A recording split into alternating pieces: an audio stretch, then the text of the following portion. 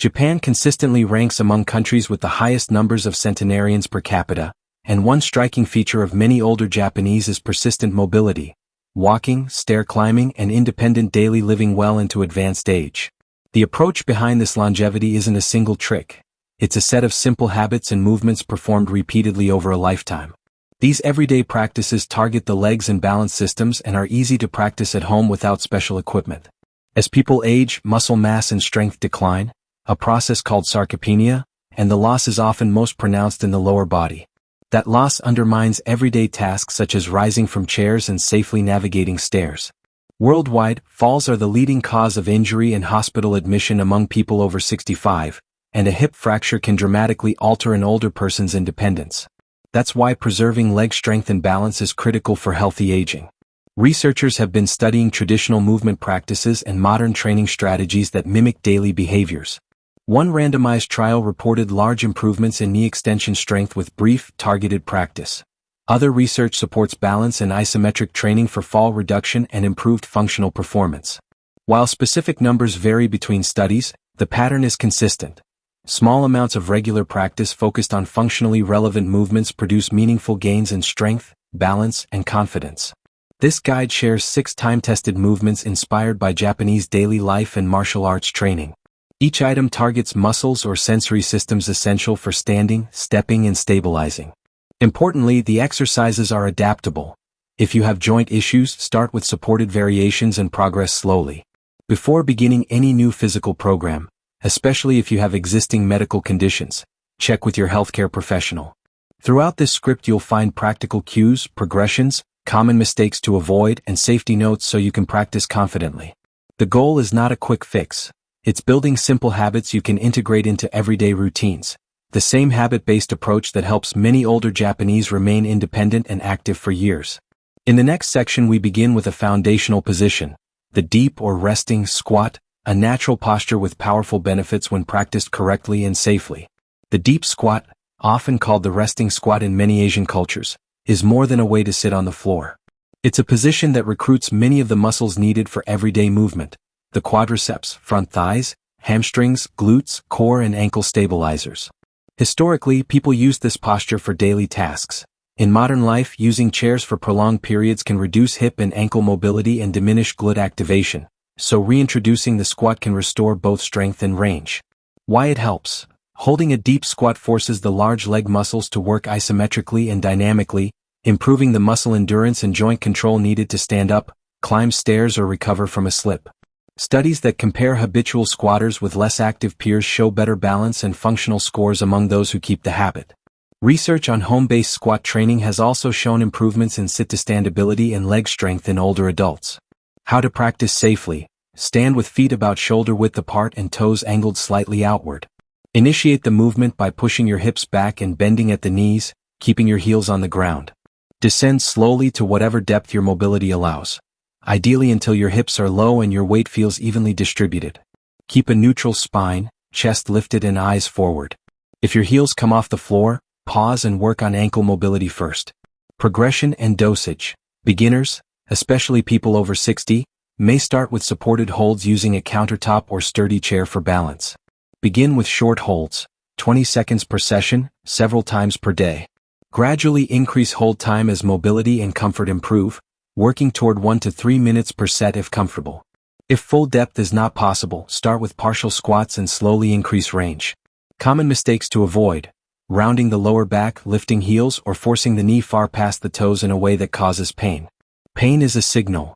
Mild muscle burn is expected, sharp joint pain is not. To protect your spine and joints, keep the core gently engaged and breathe normally. Do not hold your breath. With steady practice, the resting squat can boost leg strength, improve circulation, and increase confidence for daily tasks. Balance is the result of 3 systems working together: vision, the inner ear, vestibular system, and proprioception, the body's sense of joint and limb position. Many injuries in older adults stem not from weak big muscles alone but from reduced sensitivity in small stabilizer muscles around the ankle, knee, and hip. Training single-leg balance specifically engages those proprioceptive sensors and the reflexes that correct a stumble. Why it matters: brief, repeated single-leg stands train the nervous system to detect and correct small shifts in position quickly. Over time, this leads to faster balance reactions and lower risk of falls. Longitudinal observations indicate that incorporating simple balance practice into daily life reduces fall-related injuries and increases mobility confidence. How to practice: stand near a wall or stable surface for safety. Practice good posture, shoulders relaxed, chin parallel to the floor. Shift your weight deliberately onto one leg and lift the other a few centimeters off the ground. It's not about height, it's about removing support.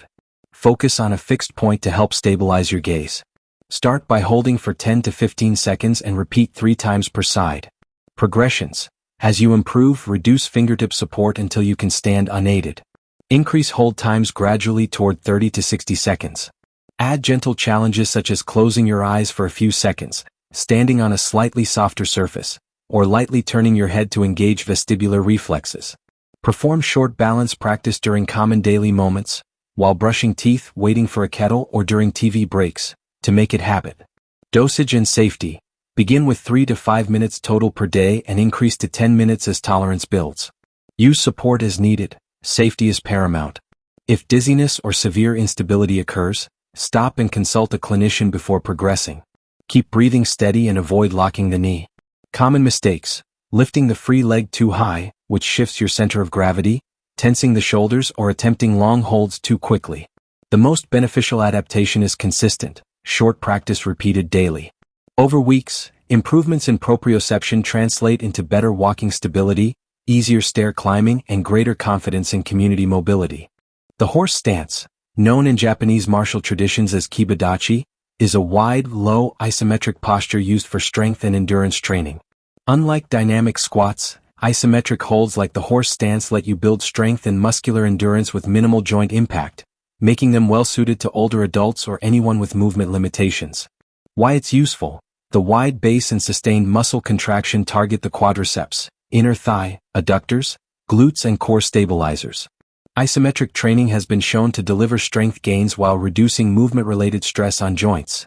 Some studies even note cardiovascular benefits such as modest reductions in blood pressure after isometric programs. How to perform: stand with feet wider than shoulder width. Roughly 1.5 times shoulder width is a reasonable starting point. Turn the toes slightly outward and lower into a semi-seated position as if sitting on an invisible bench. Keep your spine long and chest lifted, and hold gentle tension in the core. Start with short holds of 10 to 15 seconds for beginners and perform 2 to 3 sets with 30 to 60 seconds rest between sets. Progression and safety: as endurance develops, increase each hold toward 60 to 90 seconds and add more sets. Maintain correct knee alignment. Avoid letting knees collapse inward or drive excessively past the toes in a way that causes pain. For people with acute knee issues, consult a physiotherapist first. Even so, many individuals with mild joint discomfort can safely do shallower holds and progress gradually. Common mistakes: pushing knees forward past a painful range, slouching the back, or overstraining by making the stance excessively deep too soon. Instead, prioritize a controlled posture and steady breathing. The horse stance builds leg endurance and mental perseverance. Tiny daily holds accumulate into meaningful strength gains that support standing, stepping, and stair climbing. Part A: mindful walking. A gentle, meditative form of walking, sometimes associated with Zen traditions, emphasizes full awareness of each phase of the step: heel strike, midfoot roll, and toe off. Slow, attentive stepping trains dynamic balance and sharpens proprioception while also improving circulation and the neuromuscular timing required to respond to obstacles. How to practice: find a safe, uncluttered path, a hallway or quiet garden. Walk at a very reduced pace, much slower than your normal walk, and bring attention to the contact sequence of the foot. Breathe rhythmically, perhaps taking a breath every 3 steps. Short daily sessions, 3 minutes to start, can produce measurable improvements in dynamic balance and situational awareness. For beginners or those with instability, practice near a wall and progress gradually. Benefits and cues: mindful walking helps you notice hazards sooner and improves the timing of corrective steps, reducing the chance of falling. It's both physical and mental training. The calm focus also reduces anxiety about moving in public or in crowded spaces. Part B: heel raises, calf training. The calf muscles, gastrocnemius and soleus, play a central role in propulsion and in pumping venous blood from the lower legs back toward the heart.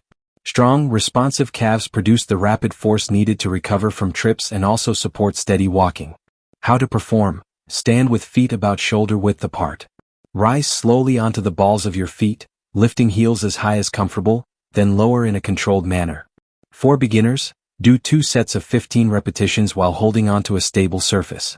Progress to 3 sets of 20 as strength increases. To increase difficulty, perform heel raises on a step to allow a greater range of motion. Common mistakes: moving too fast, which reduces training effect, bouncing or using momentum instead of muscle control. Emphasize slow, controlled lifting and lowering. The eccentric, lowering phase is particularly valuable for building functional strength. Aim to spread practice across the day, short sessions, rather than one long session, which helps with circulation and reduces fatigue. Together, mindful walking and calf training improve both the control and the muscular power necessary for safe, confident walking and quick balance recovery. Wall squat. The wall squat is an accessible, low-risk way to develop quadriceps and glute strength without demanding freestanding balance.